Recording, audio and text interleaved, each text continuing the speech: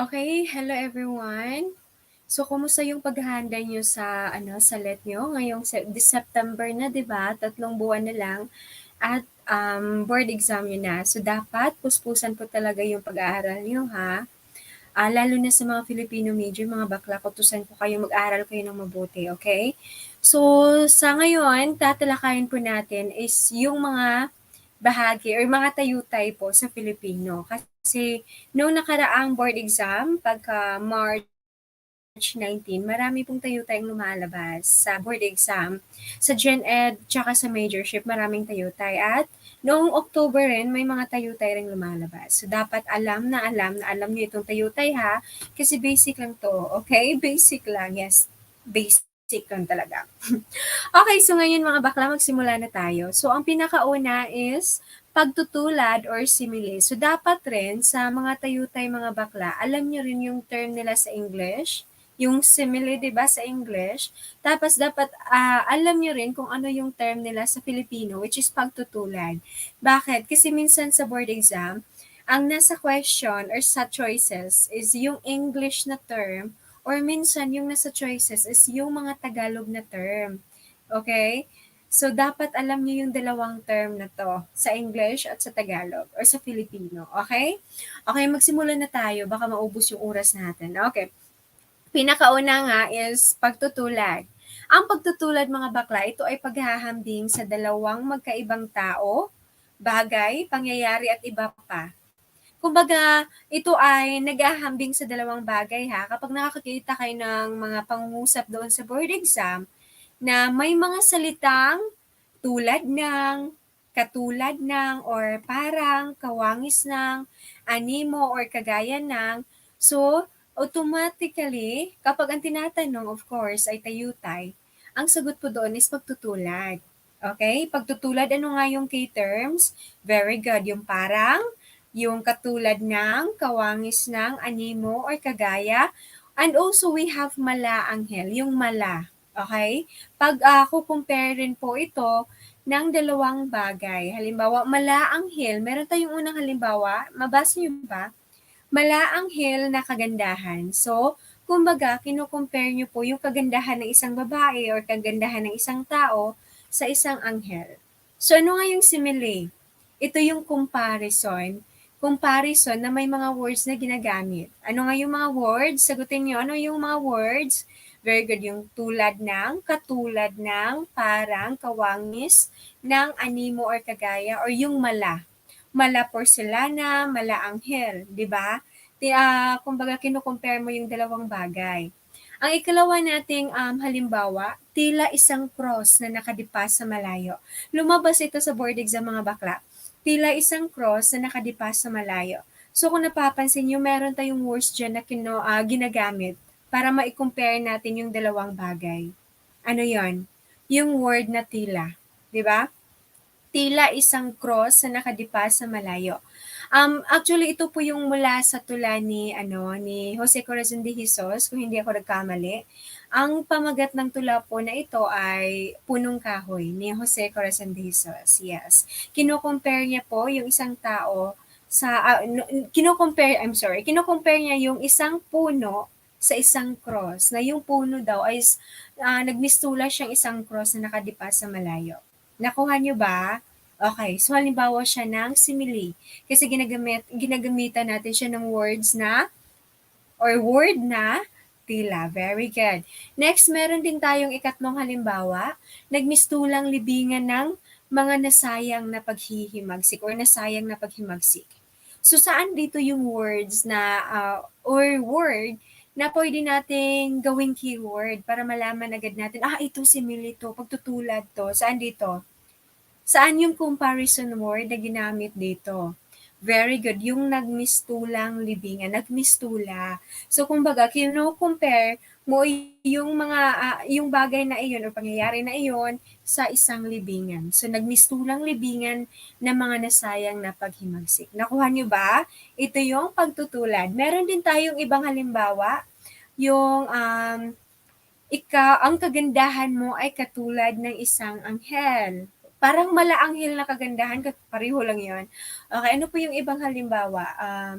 Pwedeng, para kang isang rosas.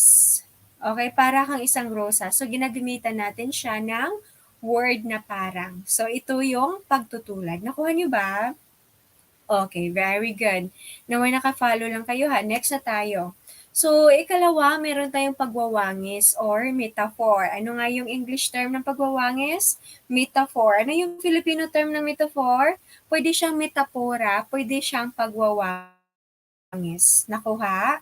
Okay, very good. Sa metaphor, ito yung tiyak o tuwirang paghahambing. Di ba kung napapansin nyo sa simile kanina kung naalala nyo, comparison rin siya, di ba? Ma'am, ano yung pagkakaiba ng dalawa, ng metaphor tsaka ng simile? Ang pagkakaiba, itong metaphor is direct comparison. Yung metapora ha, metaphor or pagwawangis, direct comparison po siya. Kumbaga wala ka nang ginagamit na mga salita na pwedeng mag-compare sa kanila, diretsahang comparison na yan. Okay? Ma'am, ano po yung halimbawa? Okay, so meron tayong halimbawa ha. Pinakauna, anghel sa kagandahan. Anghel sa kagandahan. So, nagko-compare po ba yan, ma'am? Yes. Kino-compare mo yung anghel or yung kagandahan niya sa isang anghel. Ang kaso lang, ang pagkakaiba nito, wala na siyang word na ginagamit na tila, mala, di ba? Sa simile kanina ko natandaan yung mala anghel sa kagandahan. Ginagamitan natin siya ng word na or ginagamitan siya ng mala, di ba? Pero dito wala ng mala, mga bakla, wala ng katulad, wala ng parang, or nagbistula. Diretsahan na siya, like anghel sa kagandahan. Okay? So, ang ikalawa nating halimbawa ay, ang aking kaibigan ay pusong mamon. Ang aking kaibigan daw ay pusong mamon. So, hinahalin tulad mo yung kaibigan mo sa isang pusong mamon or may pusong mamon, okay? Inahalin tulad mo yung kaibigan mo. Ang kaso lang, hindi mo na siya ginagamitan ng mga kataga na kumbaga magko-compare sa kanila. Hindi mo na siya ginagamitan ng katulad, parang ganon, okay? So next, siya ay isang buwaya sa katihan. Siya ay isang buwaya sa katihan. Kumbaga, kinukumpare mo ang isang babae na yan na bilang isang buwaya sa katihan. Okay? Kumbaga, taksil, traidor, mga ganon. 'Di ba? So, yung kaibigan mo traidor daw, pero hindi mo na siya ginagamitan ng mga kataga na pwedeng magko-compare sa kanila. Nakuha mo ba yung metaphor or yung simile, pagkakaiba? Again ha, kasi marami ang nalilito sa metaphor at simile. Ulitin natin. Sa simile is ginagamitan mo siya ng mga words or ng mga katagang ano ngayon? Very good. Yung katulad ng parang, nagmistula, animo, kawangis, or mala, di ba? So, yun yung ginagamit natin sa simile. Kapag may mga words na ganun sa board exam or sa question sa board exam, tapos tinatanong is tayutay, automatically, ano yung sagot? Very good, simile. Pero kapag pagbasa mo sa question, oh my God, comparison pa rin siya, ma'am. Ang kaso walang mga words na parang ganyan, ma'am. Wala. So automatically, that is metaphor. Ang question ito sa last board exam is, aklat, ang buhay ni Rizal ay aklat sa marami. Kung hindi ako nagkakamali, or aklat, parang, hindi siya ginagamitan ng parang, pero aklat ang buhay niya.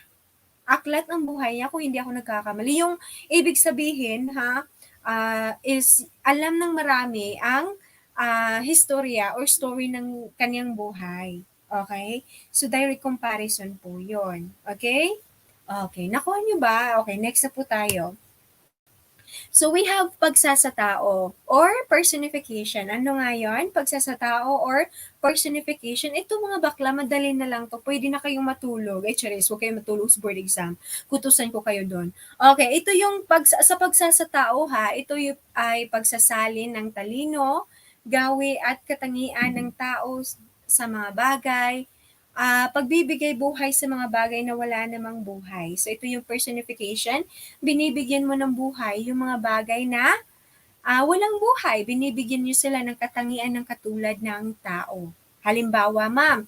So, we have here the first halimbawa, inaanyayahan kami na maligo sa ilog. Or inaanyayahan kami ng ilog na maligo. Okay? So, ang tanong dito, may buhay ba ang ilog? Wala, 'di ba? Yes, walang buhay ang ilog. Tapos yung inaanyayahan, sino lang ba ang pwedeng mang-anyaya? Tao lang, 'di ba? Yes, katangian ng tao yang inaamang anyaya. Katangian niya ng tao. Ang kaso dito, yung katangian ng tao is ginamit mo siya sa mga bagay na walang buhay, which is yung ilog. Inaanyayahan kami ng ilog na maligo. Okay? So, binibigyan buhay mo yung ilog. Binibigyan mo ng katangian yung ilog. Okay? Nakuha ba? Okay, so meron tayong ikalawang halimbawa. Ang buhok na nangungusap. Ang buhok na nangungusap. So, kapag napapansin yung mga bakla, yung buhok wala yang buhay. O sige, subukan niyo daw makipag-usap sa buhok niyo, 'di ba? Tatakbo kayo mga bakla kayo. O sige, ang buhok na nangungusap, pero sino lang ba yung pwedeng mangusap? Or sino lang ba yung pwedeng makipag-usap? Very good, tao lang. So kung napapansin niyo, yung isang bagay na walang buhay is binibigyan siya ng katangian ng katulad ng sa tao, katangian ng tao. Nakuha? Ang ika-tatlo na halimbawa, nakangiti sa akin ang buwan o subukan yung tingnan ang buwan. Tingnan niyo kung nakangiti ba talaga. So kapag papansin niyo ha, katangian pa rin yan ng tao yung nakangiti. Pero inilalapat po natin yan sa bagay na walang buhay, which is yung buwan. Nakangiti sa akin yung buwan. Okay? Pwedeng sumasayaw yung dahon. Okay? Yung sumasayaw, katangian lang po talaga yan ng tao, di ba? Tapos, nilalapat mo sa dahon. Okay? Or pwedeng nagagalit sa akin ang araw. Kaya init na init yung araw. Kasi nagagalit sa iyo yung araw. So, nagagalit, katangian yan ng tao na nilalapat or ginagamit mo sa walang buhay, which is yung araw. Nakuha? Yan yung pagsasatao. Very good. Next naman, we have exaggeration or hyperbole. Tandaan nyo again, exaggeration or hyperbole or exaggeration to. Okay? So, tandaan nyo yung dalawang term na yan.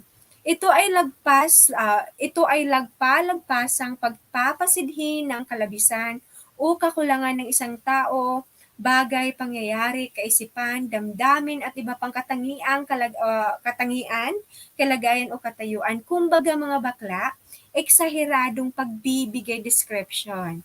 Kumbaga hindi yan kayang gawin ng tao pero kumbaga pinalalabis-labis, kumbaga. Okay? Lagpasan or pagpapasidhi, ganun kalabisan. Okay. So, ma'am, ano po yung halimbawa dito sa mga question sa board exam? Pwedeng ganito, 10 bundok ang tinakbo niya makarating lang sa iyo. O, 'di ba? 10 bundok, tingnan natin kapag takbuhin mo yung 10 bundok, tingnan natin kung makarating ka pa bang buhay. O, 'di ba?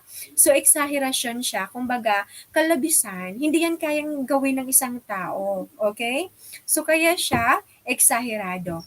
Next naman we have, aabutin ko ang mga tala at buwan. Mapa sa akin ka lang, o 'di ba mga chismis ng mga lalaking paasa, gano'n. So, ito mga bakla, hindi to kaya talagang gawin ng mga tao. Exaggerated talaga to. Kaya nyo bang abutin ang buwan, mga tala sa kalangitan, para ihansak sa kanyang dughan o gano'n. So, hindi yan kaya, di ba? Exagerado yan. Or kumbaga, kalabisan yan. So, ito yung mga hyperbole, exagerado. Next, umaapoy ang kanyang taingas dahil sa galit. Umaapoy ang kaniyang tainga. Mga bakla, exagerado to. Bakit? Umaapoy ang tainga. Nakakita ba kayo ng tao na umaapoy ang tainga? 'Di ba? Wala. Pero ang ibig sabihin nito is galit na galit. Okay? Umaapoy ang tainga, hindi yan nangyari sa tao. Okay? Umaapoy ang tainga dahil sa galit, exagerado yan. So, kapag ganito yung nakita nyo sa question or sa board exam, ito yung exagerado or hyperbole. Nakuha? Okay, very good. Nakuha lang. Next, paghihimig o onomatopoeia. Ano nga yun? Onomatopoeia or paghihimig. So dito mga bakla, ito ay pagpapahiwatig or pagpahiwatig ng kahulugan sa pamamagitan ng tunog o himig ng mga salita. Kumbaga mga tunog na to sa onomatopoeia, okay? Kapag may nabasa kayo doon, may mga words, kumbaga para siyang tunog ng isang bagay, onomatopoeia na po iyan. Okay, paano po, ma'am? Ano po yung halimbawa? Unang halimbawa natin, himutok na umaalingaw-ngaw sa buong gubat. Himutok na umaalingaw-ngaw. Yung umaalingaw-ngaw kasi is tunog yan, 'di ba umaalingaw-ngaw. So narinig mo yung umaalingaw-ngaw na himutok sa buong gubat. So kaya siya onomatopoeia kasi mayroon doong tunog. Okay? Alingaw-ngaw, umaalingaw-ngaw. Okay, next, we have yung ikalawa na halimbawa, kinakabog ang dibdib ng mga kalahok. Kinakabog ang mga dibdib ng mga kalahok. Kinakabog, mayroon na yung tunog, dug, dug, dug, gano'n, di ba? Charis lang. O, kinakabog, may tunog kasi yan. Okay? So, kaya siya onomatopoeia. Kasi, kapag kayo kinakabahan, di ba? Kayo kinakabahan, halimbawa, kasi merong patimpala, kayo nga, kailangan daluhan. So, kapag kinakabahan kayo, naririnig nyo yung kabog ng dibdib nyo, di ba? So, kaya siya onomatopoeia.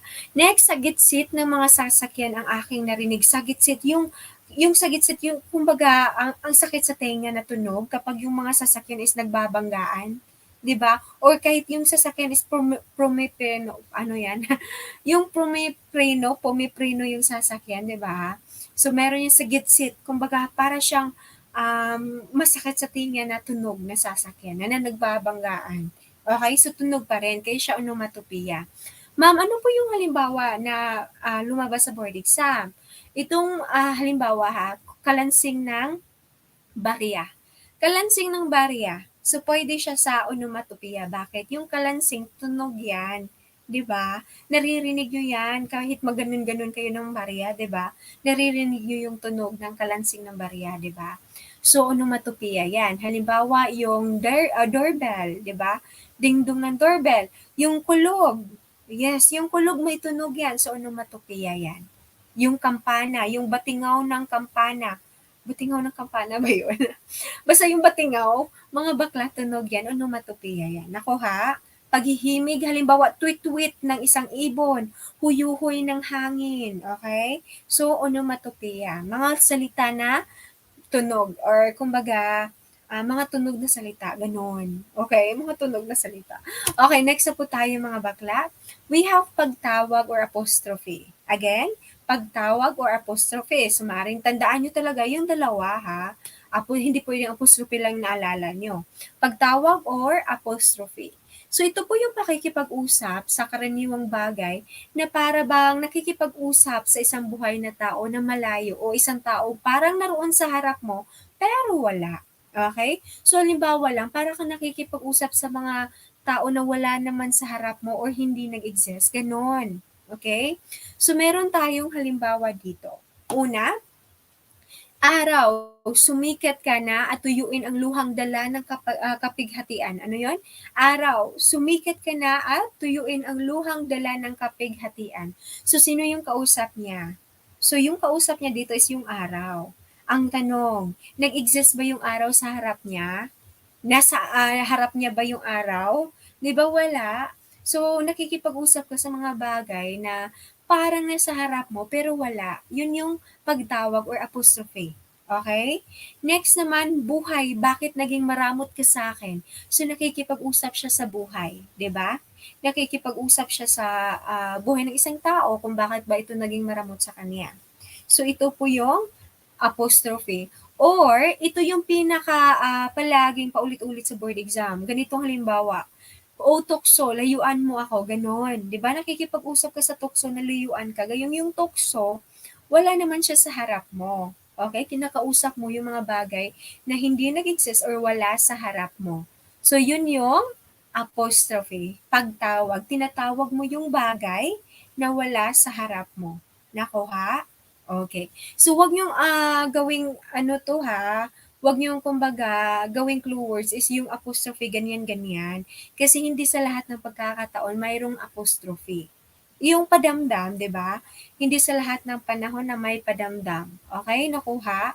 So, dapat ang tandaan niyo lang, nakipag-usap siya sa bagay or tinatawag niya ang bagay na wala sa harap niya or hindi nag-exist sa harap niya, na parang kausap niya lang talaga. So, ito yung pagtawag or apostrophe. Nakuha? Okay, very good. Next, we have tanong rhetorical. Ano yon? Tanong rhetorical or rhetoric questions. Huwag kayong malito dito ha. Sa tanong rhetorical or rhetoric questions po, ito yung itong tanong na walang inaasahang sagot. Okay? Tanong na walang inaasahang sagot. So kumbaga nagtatanong ka pero alam mo namang walang sagot ang tanong na iyan. Okay? So ito yung tanong rhetorical. So we have halimbawa here. Unang halimbawa, hanggang kailan ba matatapos ang pait at bighati na naranasan ko gawa ng pag-ibig na bigo or gawa ng bigong pag-ibig? Okay?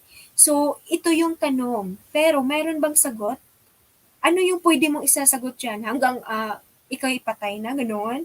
So kumbaga tinatanong ang isang bagay na wala namang kasagutan, that is tanong rhetorical or rhetoric questions. Nakuha? So meron tayong ikalawang halimbawa, tunay na pag-ibig, darating ka pa ba? Or darating ka pa kaya? 'Di ba? So tunay na pag-ibig, tinatanong mo, darating ka pa kaya? So ngayon, um may sagot ba yan? Anong sasabihin? Oo, darating ako, gano'n. So, wala siyang sagot. Ngayon, huwag kayong malito sa apostrophe at tanong rhetorical. Kasi baka isipin mo, ma'am, parang siya nakikipag-usap sa bagay na wala naman dyan.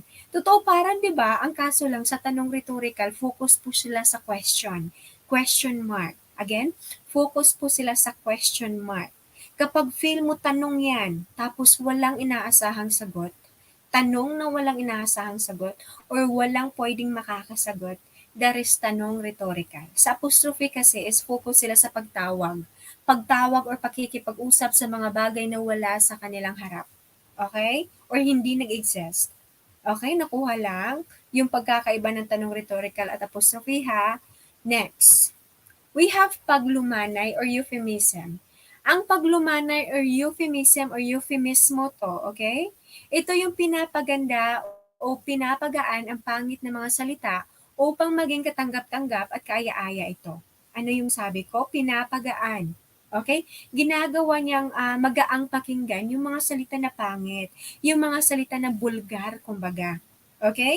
So, ma'am, ginawa niya bang positive yung negative na word? 'Di ba may question ito noon eh. Ma'am, ginawa niya bang positive? Hindi ginawang positive ha. Sa paglumanay o euphemism, hindi ginawang positive yung negative na word. Anong ginawa dito? Pinapagaan lang, pero hindi naging positive. Halimbawa, yung namatay, 'di ba? Yung namatay, pangit talaga siyang pakinggan. Para siyang bulgar, parang masakit siya pakinggan, di ba? Pero ang ginawa mo, instead of using namatay, ginamit mo is pumanaw, sumakabilang buhay. Di ba? Pinapagaan mo siya. Now, ang question, naging positive ba siya? Positive ba sumakabilang buhay? Positive ba yan? Hindi, di ba? Hindi siya naging positive, pero mas magaan siya pakinggan. So, yun yung purpose sa paglumanay or euphemism. Pinapagaan mo yung mga negative words or yung vulgar na mga salita para hindi siya kumbaga nakakasakit ng damdamin. Okay? Yung mga taboo words, ito yung hindi pwedeng sambitin or hindi pwedeng banggitin ha.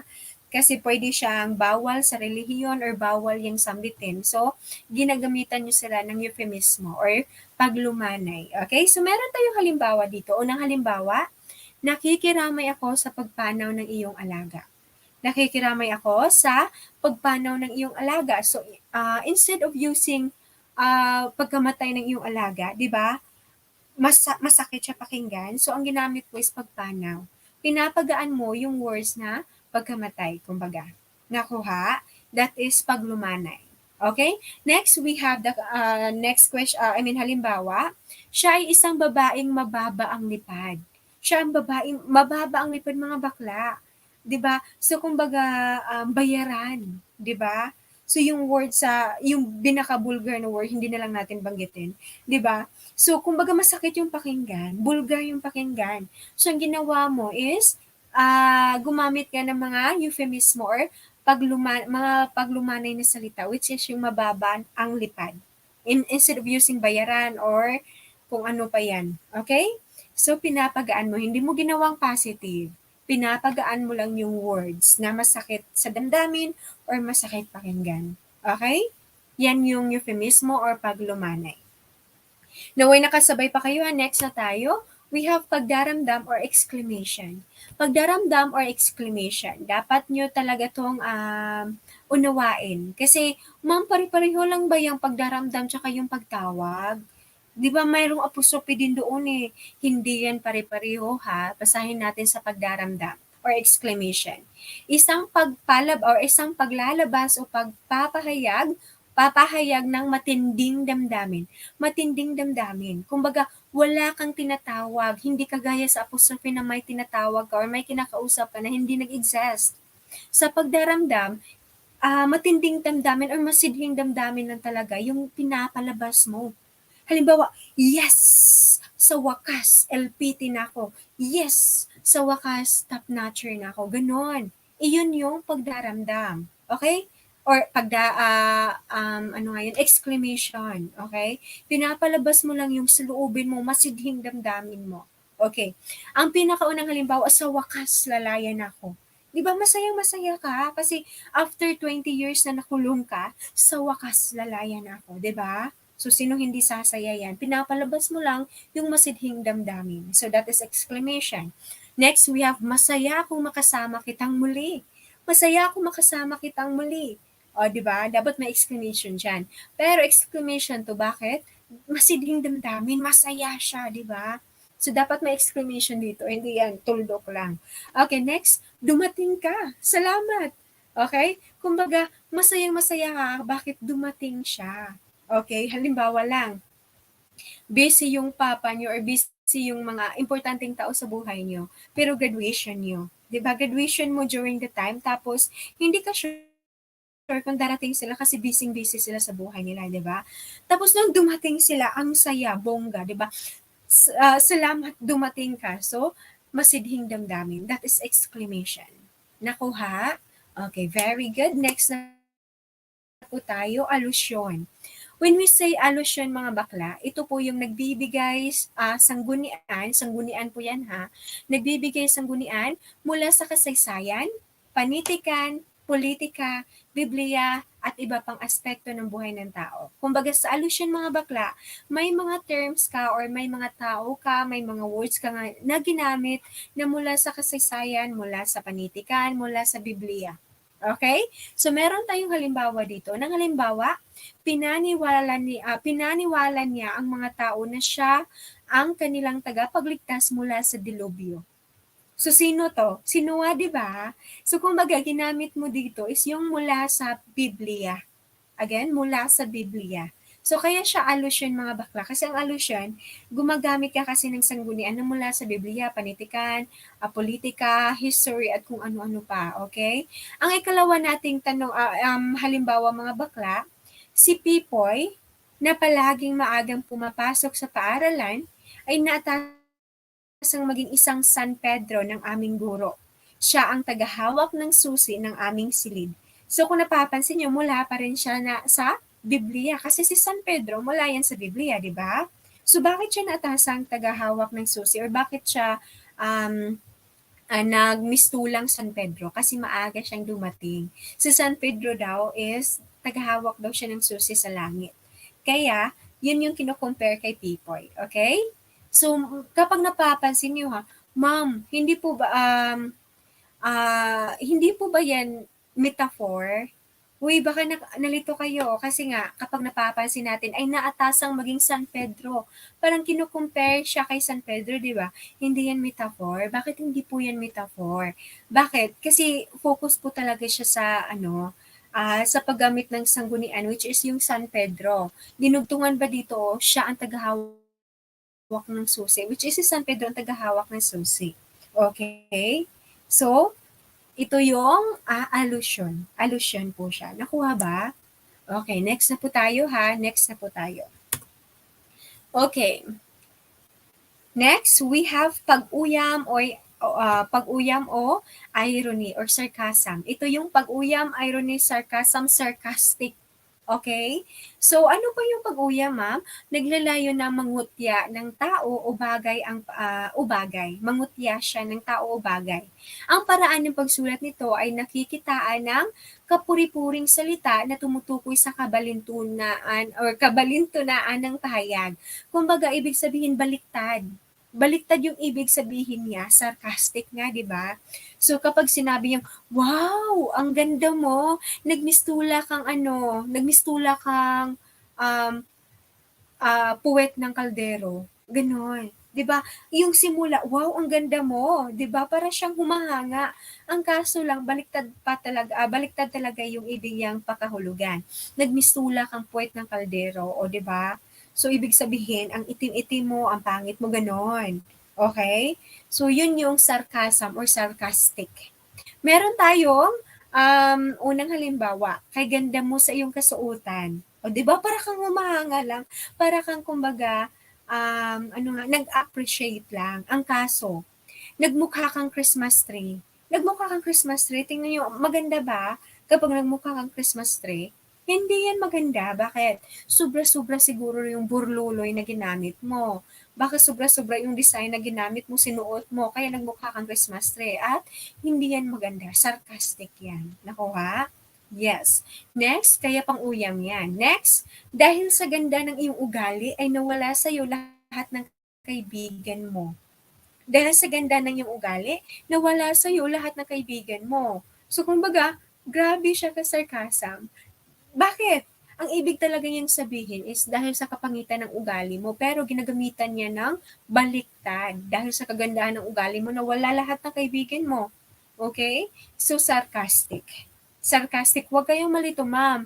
Hindi po ba to katulad ng euphemismo or paglumanay? Kasi yung paglumanay, pinapagaan mo yung words, di ba? Pinapagaan mo yung ginamit mong salita para di makasasakit ng damdamin ng iba.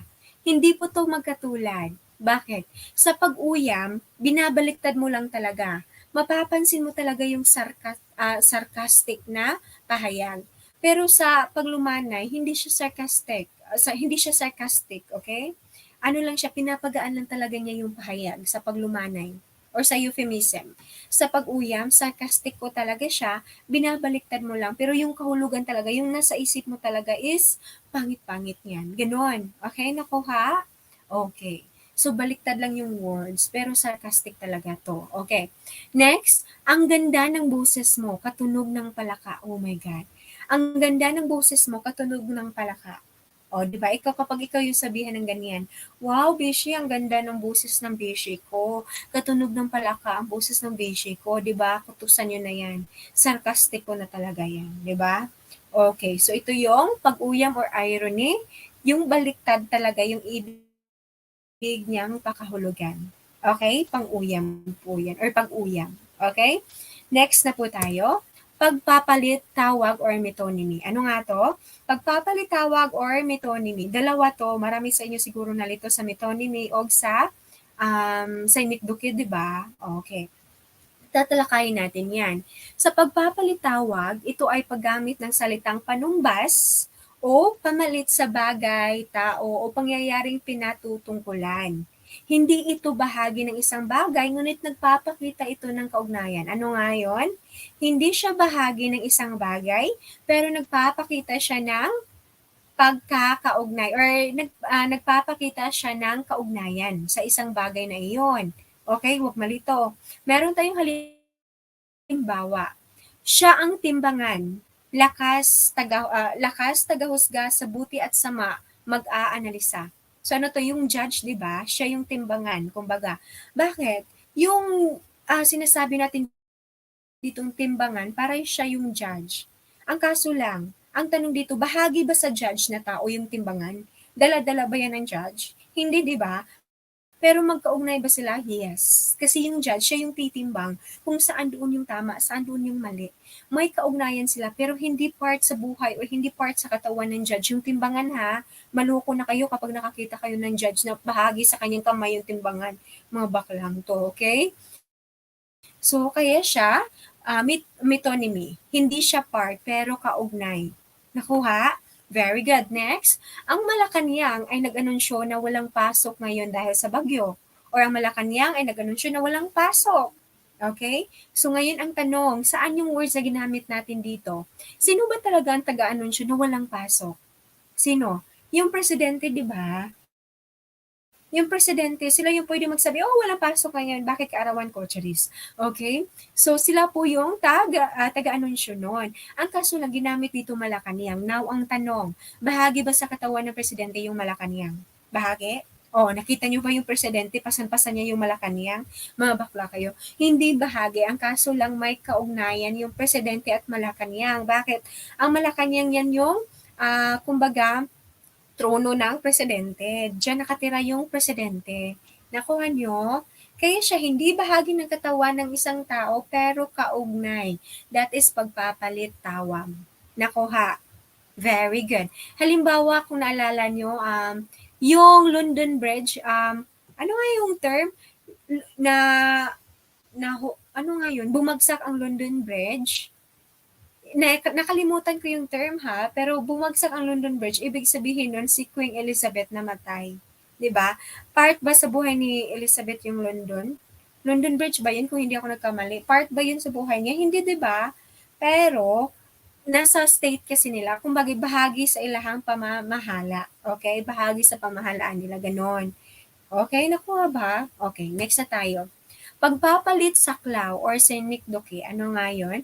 Kanina kasi is pagpapalit tawag or metonymy. Ang dito naman, pagpapalit saklaw or synecdoche. Okay? So ngayon, ano yung pagkakaiba sa dalawa? Kasi marami sa inyong nalito mga bakla kayo. Okay. So kapag sinasabi nating pagpapalit saklaw or synecdoche, bahagi po ito ng kabuuan. Okay? Nagbabanggit or nababanggit, o pasensya na kayo ha, nababanggit po yan. Pasensya na, kulang ng N. Nagbabanggit sa isang bahagi, konsepto, kaisipan, upang sakupin o tukuyin ang kabuuan. Okay? Kumbaga, isang bahagi lang yung ginamit mo, pero tinukoy mo na nun is kabuuan. Okay? Ma'am, paano po yun? Ano pong halimbawa? So, halimbawa, isinambulat ang order sa dibdib ng taksil. Isinambulat ang order sa dibdib ng taksil. Kumbaga, sa dibdib ng taksil. Sa dibdib lang ba talaga, ma'am? Hindi. Sa kabuang pagkatao talaga yan ng taksil. Okay? Hindi lang sa dibdib ha. Bakit ang dibdib lang ba pwede makulong ganun? Hindi. Kundi yung kabuang tao talaga. Pero ang ginamit lang nila na term dyan is dibdib. Pero, represent na po yun sa kabuang tao, sa kabuuan ng taksil. Okay? Nakuha ba? Kung medyo nalito kayo, meron tayong kalawang halimbawa. 8 bibig ang umasa kay Romeo. 8 bibig ang umasa kay Romeo. So halimbawa, si Romeo, siya yung breadwinner sa pamilya nila. Tapos, meron siyang pinapakain na mga kapatid, kapamilya, kung ano-ano pa na 8. So, 8 bibig. So, tao po yun. Hindi yung bibig lang talagang umasa, mga bakla. Kabahan na kayo ha. Pero mga tao yun. Siguro meron siyang mga kapatid na 8, kasama, or siguro kasama na yung mga magulang niya, umasa sa kanya. Okay? So, kumbaga, sinisumbolize or nag-represent na po ito sa 8 tao. Okay? Yung bibig lang ang ginamit dito. Nakuha ba? Okay. Next naman, may wills kang matatanggap mula kay Dr. Carl. Okay, sa CBRC mga bakla, may wills kayong matatanggap kapag nag-top 1 kayo. Okay? May wills. Ma'am, ang ginamit lang natin dito yung wills. Wills lang ba ibibigay ni Sir Carl or ni Dr. Carl? Wills lang? As in ligid lang? Ganun. Ang gulong, di ba? Gulong lang? Hindi, yung buong sasakyan talaga. Ang kaso lang, yung wheels lang ang ginagamit natin dito na nag-represent sa buong sasakyan. Okay? Nakuha ba? Isa pang halimbawa is hiningi ng binata ang kamay ng dalaga. Hiningi ng binata ang kamay ng dalaga. So, ibig sabihin, of course, hindi lang yung kamay ha, putulin niya yung kamay, hindi. Yung dalaga talaga, dahil nais niya pakasalan yung dalaga. Pero kamay lang, kasi yung kamay usually ang bibigyan ng singsing, di ba? Sa daliri yan, yung singsing, di ba? So, kaya yung kamay lang ang ginamit, pero nag-represent na po yun sa kabuuan ng isang tao. Nakuha? Very good. So, ngayon, balikan natin ha. Kapag pagpapalit tawag or metonymy, hindi siya bahagi ng kabuuan, pero may kaugnayan siya. Nakuha ba? Hindi siya bahagi pero may kaugnayan. Yan yung metonymy or pagpapalitawag. Okay, halimbawa yung corona yung corona is natanggal sa pwesto. So ibig sabihin, yung king natanggal sa pwesto, 'di ba? So hindi siya bahagi ng katawan pero may connection, may kaugnayan po siya. Ang pagpapalit saklaw naman mga bakla or synecdoche, bahagi talaga siya ng katawan na nagrepresent sa kabuuan. Halimbawa, yung kamay nagrepresent sa kabuuang katawan ng tao, sa buong pagkatao ng isang tao, okay? So, pagpapalit saklaw, bahagi ng katawan or bahagi ng kabuuan.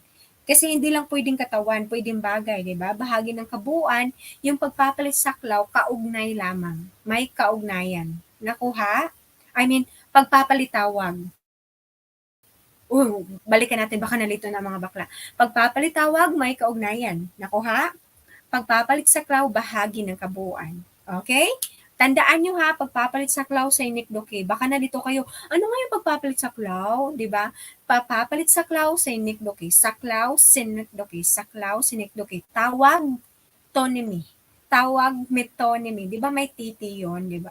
Ay, ano yun? Uy, mga bakla, wala akong ibig sabihin nun. Okay, di ba may ati yun, di ba? Pagpapalit tawag, tsaka metonymy. Okay? Dito, pagpapalit saklaw, tapos sinikdoki. Nakuha? Very good. Next na po tayo. We have salantunay or paradox. Makinig kayo ha. Salantunay paradox mga bakla. Ito yung naglalahad ng salungat sa likas o karaniwan na kalagayan o pangyayari. Kumbaga mga bakla ha, makinig kayo kasi meron itong isa na nakakalito rin, yung oxymoron, di ba? Okay, makinig kayo. Sa salantunay, tandaan nyo yung term na salantunay ha, baka paradox ang nasa isipan nyo, tandaan nyo rin yung salantunay. Yung salantunay mga bakla, ito po yung naglalahad ng kasalungat na salita.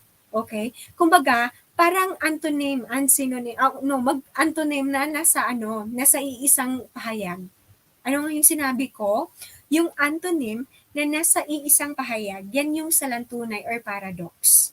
Nako ha, halimbawa ha, ang mga palaging talo sa buhay ang nagtatagumpay or nagtagumpay. Ano yung sinabi ko? Ang palaging talo sa buhay ang nagtagumpay.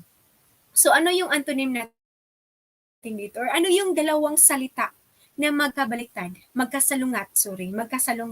Ano yung dalawang salita dito na magkasalungat? Very good. Yung talo tsaka tagumpay.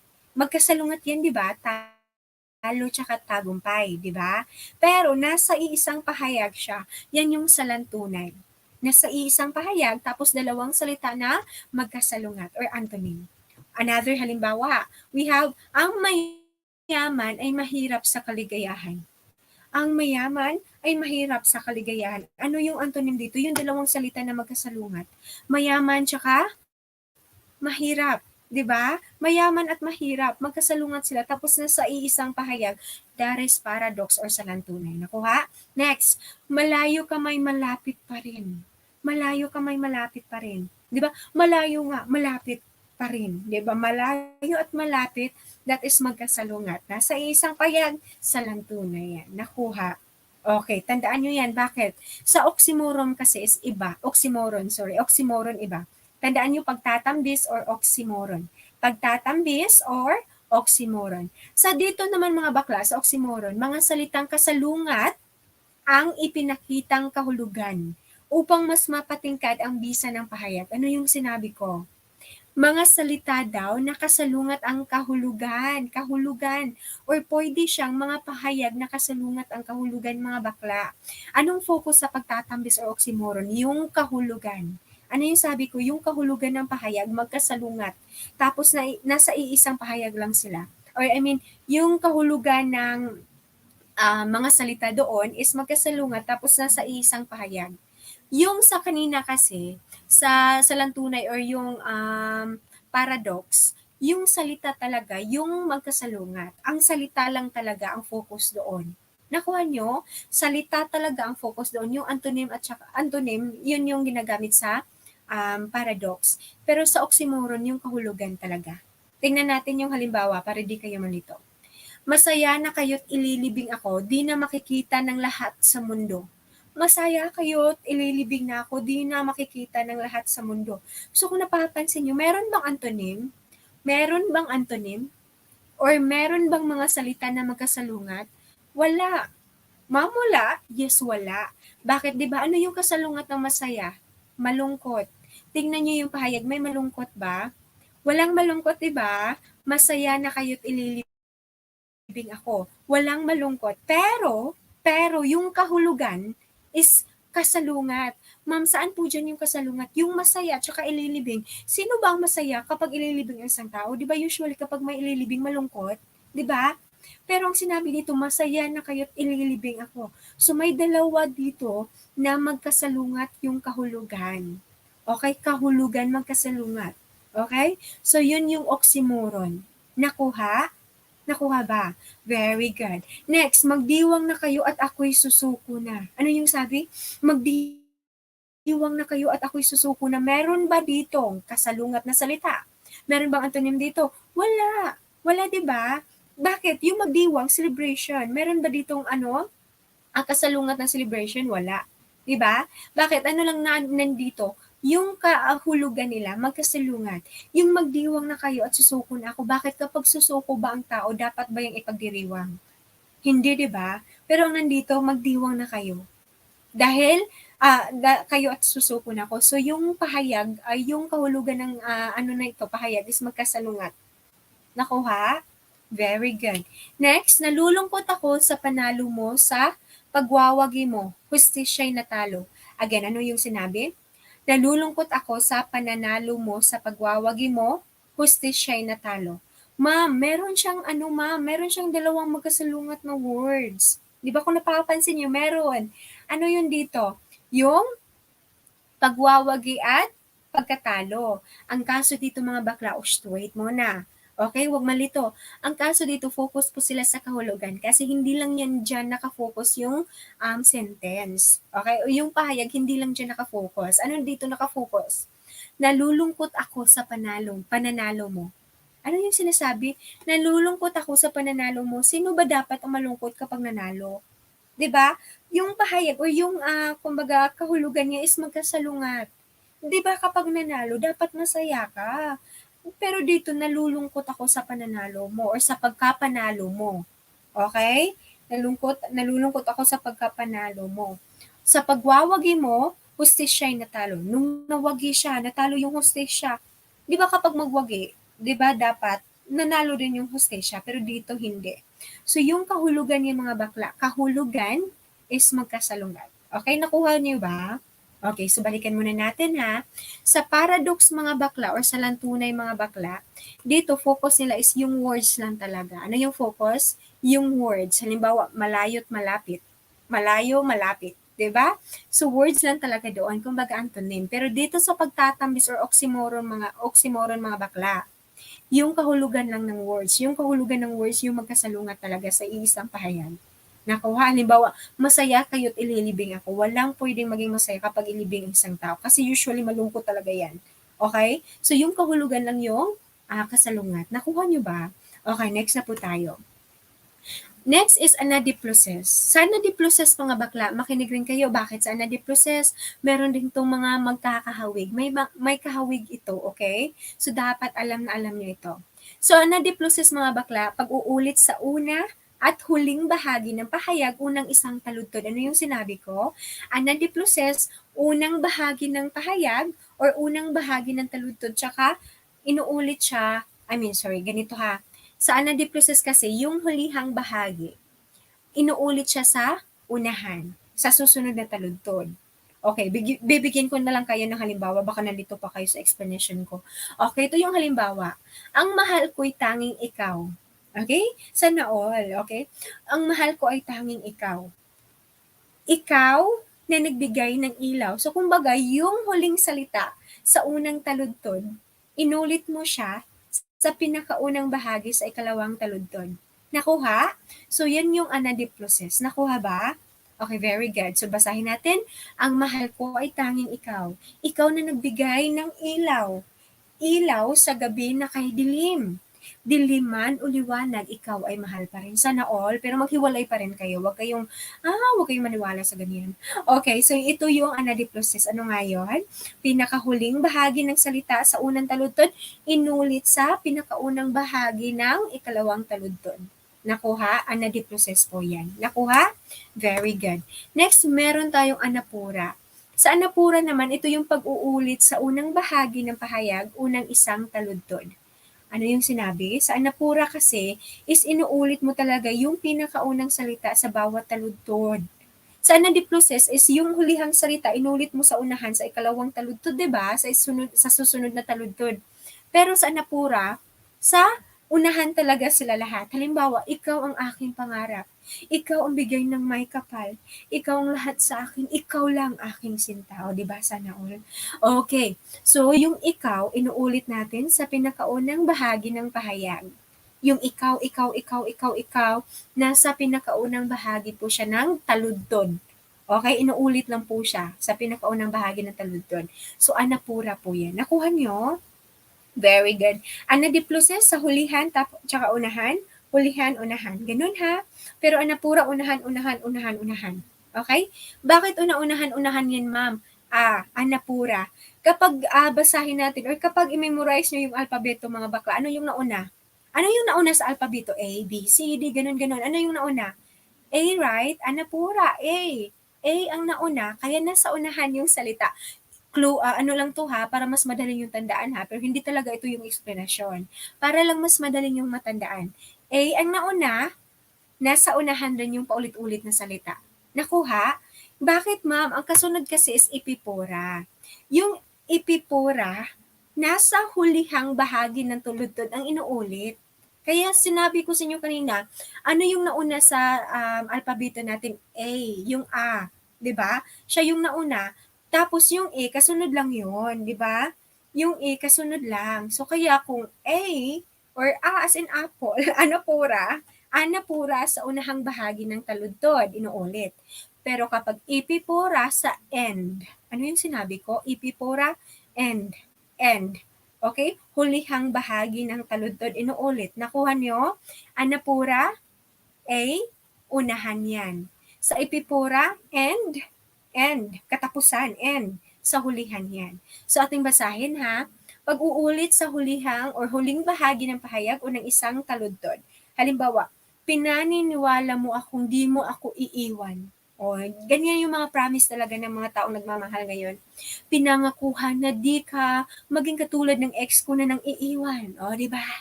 Ngunit ikaw rin pala'y manluloko at nang iiwan. Dindiresi. Kaya puso ko ngayon takot na magmahal at baka maiwan na naman. Oh, 'di ba? Sana all naiwan. Ay, wag naman ganun. Pero kaya wag tayong magmahal, Charis. Damay-damay na to, 'di ba? Mga bakla, sa ipipura sa hulihan po yun na ulit ha, yung iiwan, iniwan, nag-iwan, maiwan, kaya huwag kayong magmahal kasi iiwanan pa rin kayo niyan. Okay? So, ipipura, hulihan, anapura, unahan. Nakuha? Very good. Next na po tayo. Consonants. Okay? When we say consonants, mga bakla, ito yung pag-uulit ng mga tunog katinig. Ano nga yung katinig sa English? Katinig. Very good. Consonants po yan. Ay, sorry. Consonants, katinig nga. Consonants po yan sa English, di ba? Pero sa Filipino, katinig po. How about yung vowel? Ano yung sa Filipino? Or sa Filipino vowel, that is patinig vowel. Patinig po yan. Sige, wag na tayong mag-discuss diyan. Dito tayo sa consonants. Ang consonants, tunog katinig sa final naman na bahagi ng salita. Ano 'yon? Pag-uulit ng tunog katinig sa final naman na bahagi ng salita. Final na bahagi ng salita. Hindi sinasabing final na bahagi ng pahayag ha. Ano yung sinasabi? Final na bahagi ng salita. Okay? So meron tayong halimbawa, napagal ang puso sa tagal at bagal ng pagdating mo sa buhay ko. So ano yung napapansin nyo? Ano yung inuulit dito na consonants? Or anong katinig dito ang inuulit sa huling bahagi ng salita? Yung letrang L. Yung letrang L, yung napagal ang puso sa tagal at bagal, 'di ba? Inuulit-ulit natin yung letter L, okay? So kaya siya consonants. Ma'am, L lang ba talaga ang pwedeng ulitin? Hindi. Pwedeng yung letter M, pwedeng letter N, pwedeng, basta katinig mga bakla, kutusan ko kayo, di nyo pa alam katinig, okay? Pero nasa halimbawa natin, letter L lang, okay? So, sa hulihang bahagi po siya ng salita. Nakuha ba ng mga baklang bayan? Okay, very good. Next na po tayo, assonance. Sa assonance naman mga bakla, ito yung pag-uulit ng tunog patinig. Ano yung sinabi ko? Patinig. Ano nga yung patinig sa English? Vowels. Okay, vowels po yan. Ang patinig sa alinmang bahagi ng salita. Ang ano kasi, sa consonants kasi mga bakla, inuulit mo yung tunog katinig. Sa consonants pa tayo ha, binalikan ko sa consonants ha. Sa consonants, inuulit mo yung tunog ng katinig sa hulihang bahagi ng salita. Ang sa assonance kasi mga bakla, kahit saang bahagi ito ng salita, sa alinmang bahagi ng salita, inuulit ang assonance. Okay? Yung patinig, inuulit sa kahit anong bahagi man ng salita. Basta maririnig mo talaga yung mga tunog na ganyan. Okay? Halimbawa, meron tayong halimbawa na si Mario na naglalaro ay mabilis na tumakbo na makita ang inay na may dalang pamalo. So ano yung inuulit-ulit natin dito? Yung letrang O, okay? Yung letrang O, inuulit-ulit natin, patinig po yung letter O, okay? So, meron tayong O, si Mario naglalaro ay mabilis na tumakbo, okay? Ganon. So, yun yung assonance. Nakuha niyo ba? Okay. So, next na po tayo sa patinig. Basta focus siya sa patinig, ha? Okay. Next naman tayo, we have pag-uulit or alteration. Ano yon? Pag-uulit or alteration. Dapat mga bakla, huwag kayong malito, ha? Pag-uulit or alteration, alliteration, ito yung magkakasintunog ang unang patinig o katinig ng mga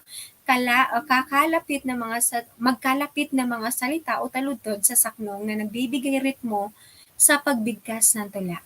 Ano yung sinasabi dito? Yung pag-uulit daw sa patinig or katinig. Pag-uulit sa patinig or katinig. Okay? Dalawa na, patinig or katinig. Hindi lang patinig, hindi lang katinig, kundi silang dalawa. Para daw mas maging maganda pakinggan yung salita. Okay? Yung ritmo ng pahayag. Halimbawa, maganda at mabait si Maria kaya mahal ko siya. So yung letter A at letter M, inuulit mo sa isang pahayag. Maganda, mabait si Maria kaya mahal, 'di ba? Yung letter M. Next naman, nang nakita kita, nanumbalik ang alaala ng nakaraan. So yung letter N, inuulit yun naman. 'Di ba? Mas maganda kumbaga rhyming siya pakinggan. Yan yung purpose sa alliteration. Yan yung purpose sa pag-uulit para rhyming siya pakinggan. Okay? Huwag malito. Bakit? Sa ano ngayon sa consonants? Sagutin niyo nga ako. Ano ngayon sa consonants? Sa consonants kasi is inuulit mo yung katinig or yung consonants, okay? Sa hulihang bahagi ng salita. That is consonants. Nakuha niyo? How about assonance? Assonance. Sa assonance po is inuulit niyo is yung patinig. Patinig, inuulit mo siya, pwede sa alinmang bahagi ng salita. Patinig, assonance. Nakuha? Katinig, consonants. Nakuha? Very good. Next, sa pag-uulit or alliteration, inuulit mo yung patinig or katinig. Sila na talagang dalawa para mabibigyang ritmo ang pahayag. Okay? Para maging maganda pakinggan yung ritmo sa pahayag. Okay, nakuha nyo ba? Okay, pwedeng ulitin natin yung patinig tsaka yung katinig. Okay? Ma'am, hindi po ba to pwedeng, baka nalito kasi kayo, M, pwede kasing M lang dito, di ba? Ma'am, hindi po ba yan consonants yung letter M? Baka ang masagot namin, ma'am, consonants. Kasi ang letter M, ma'am, consonants po siya or katinig. Hindi. Bakit sa consonants? Sa huling bahagi ng salita, di ba? Pero yung mahal, mabait, Maria, nasa letter M, nasa unang bahagi ng salita, di ba? So, huwag kayong malito. Okay, nakuha lang? Okay, very good. Yung letter N naman, nasa unahang bahagi ng salita yan. Okay? Nakuha niyo ba? Okay, very good. So, yan lang po yung lahat ng tayutay na pwede niyong malaman sa Filipino, okay? So before that, mag-drills muna tayo. I-drills ko muna sa inyo yung mga natalakay natin para ma-review sa isipan niyo. Ano nga yung direct comparison? Yung kumbaga mga bakla, kino-compare mo yung dalawang bagay pero wala kayong ginamit na kataga na katulad ng katulad, parang, kawangis, hindi nyo yan ginagamit. Direct comparison. Ano nga yun? Very good. Metaphor or wawangis. Okay? Metaphor or pagwawangis. Nakuha nyo? Very good. How about yung, ano nga yun? How about yung nagko-compare ka ng dalawang bagay tapos meron kang ginamit na words or nakataga para i-compare sila. Halimbawa, oh my God, para kang Diyosa. So, ginagamitan mo siya ng parang. Ano po yan? Very good. That is simile yan. Simile or pagtutulad. Very good. How about yung kinakausap mo ang bagay na parang nasa harap mo? Tinatawag mo yung bagay na parang nasa harap mo pero ang totoo hindi siya nag-exist or wala siya sa harap mo. Ano yon? Very good. That is apostrophe or pagtawag. Nakuha niyo? Apostrophe or pagtawag. Ngayon, how about yung kalansing ng barya? Kalansing ng barya. Tunog, batingaw ng kampana. Ano po yon? Very good. That is onomatopoeia. Very good. Next, how about yung nagtatanong ka mga bakla, nagtatanong ka pero wala namang inahasahang sagot or hindi naman yan masasagot yung tanong mo. Ano po yon? Very good. Tanong rhetorical. Tanong rhetorical yan. Okay? Very good. Next naman mga bakla, how about yung ginagamitan mo siya ng kataga na mauugnay mo sa kabuuan? Mauugnay. Hindi siya bahagi sa kabuuan pero may kaugnay siya sa bagay na iyan o sa tao na iyan. May kaugnayan. Hindi bahagi ng kabuuan, may kaugnayan lang. Ano yon? Very good. Pagpapalitawag or ano yon? Metonymy. Pagpapalitawag or metonymy. How about yung bahagi siya sa kabuuan pero ang ginamit lang is yung bahagi lang pero nagre-represent talaga siya sa kabuuan. Ano po yon? Very good. That is sinikdoke. Sinikdoke or pagpapalit saklaw. Nakasunod lang ba kayo? Next, how about yung mga baka, yung ibig mong sabihin is hindi talaga niyan. Sarcastic, kumbaga. Kumbaga, sinasabi mo, ang ganda mo, nagmukha kang plato. Ano po yun? Very good. That is pag-uuyam or sarcasm or irony. Nakuha nyo? Irony po yan. Okay? So, marami pa siguro sanang ideas, pero baka hindi na kaya ng utak nyo. Okay? So, yan lang po muna sa ngayong gabi. Naway may nauunawaan kayo, ha? Or kung hindi nyo masyadong naunawaan, pwede nyo namang ulitin. Okay? So, ito yung pinaka-first video ko sa YouTube, mga bakla. Kung gusto nyo pang malaman or gusto nyo pang mag-review ng marami sa Filipino, sa Gen Ed, or sa Prof. Ed, mga bakla, mag-like kayo, mag-subscribe, at i-share nyo na rin kung gusto lang naman, okay? Pero mas maganda mag-subscribe kayo mga bakla para updated kayo. Sana all ma-update, di ba? Sige, thank you mga bakla and see you sa next na video.